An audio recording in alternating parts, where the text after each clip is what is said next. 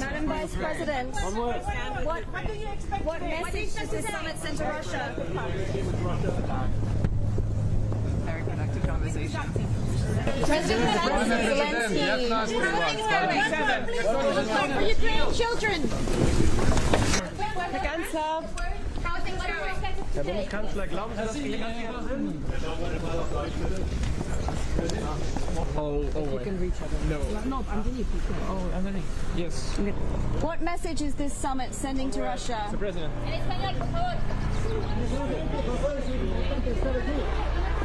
Well, first he should accept the invitation. I think he made a mistake not being here. This whole process started a year ago with 14, 15 national security advisors, and here we are today with half of the UN at the leaders level in many cases of many countries, and he is preparing for a state visit to North Korea. So this is your story. Yeah. And what about China's absence? How do you feel about China's absence? I think it's a step-by-step approach, and the good thing of this conference is that we have over 90 countries present here, that we will discuss some crucial issues like food security, nuclear security, but also how to reunite families, so all these humanitarian issues.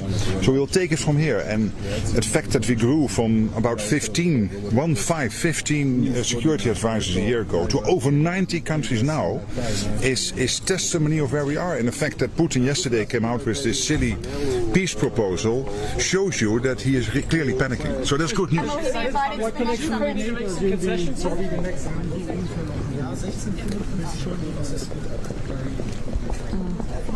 Mr. President. Well, you can only find a peaceful solution if you have two partners who seeks the peace and who wants the peace. And unfortunately, Russia and Putin does not want the peace. Ukraine wants peace, and now we are almost 100 countries supporting a peaceful solution to this conflict. So I think it's an important event.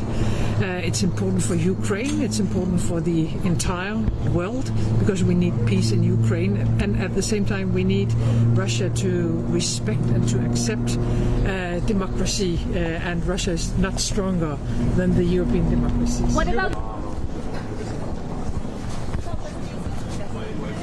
Prime Minister. a quick word for the press? How are things going?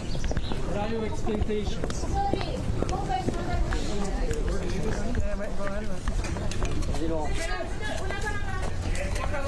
High representative. Qu'est-ce que vous attendez de cette conférence?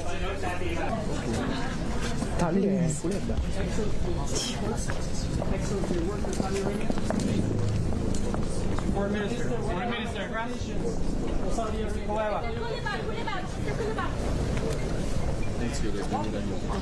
Nastojali smo prenijeti iskustva i u tretmanu.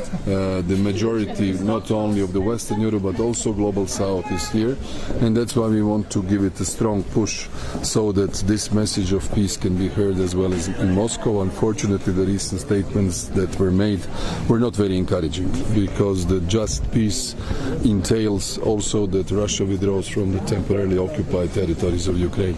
Prime Minister. Prime Minister, quick word. What do you hope to see out of this conference, sir? Mr. Prime Minister, what message does this summit send to Russia? To Russia, Prime Minister. The main message is we are not intimidated, and we are absolutely determined to uphold the rule of law, to defend the UN Charter, because these are fundamental principles, and that's why we are here. And it is very good that nearly 100 delegations are represented here, because we understand what's at stake. This is not only the security in Europe, it's much more than that. We know that the Ukrainians, they are fighting for their future, but they are also fighting for some common fundamental principles.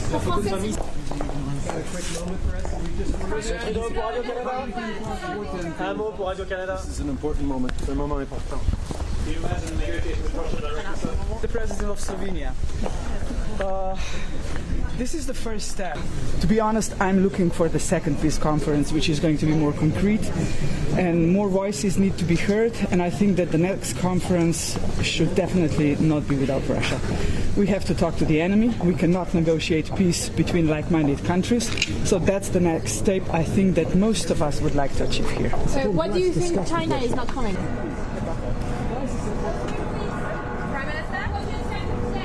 Prime Minister, how would Qatari-style mediation could help in that crisis?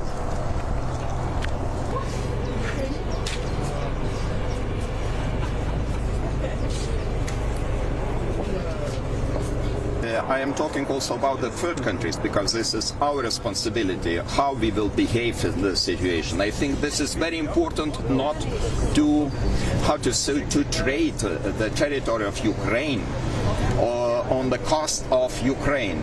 This is purely the decision of Ukraine, how to behave, what concessions to make, but I am pretty sure that the President Zelensky is not ready and has no right to make any territorial concessions, and this is very important principle of achieving sustainable and just peace. Would you like to see Russia join the Thank you. Mr. Sullivan, what are your expectations? What do you expect from the summit? It'll be good. And more concretely.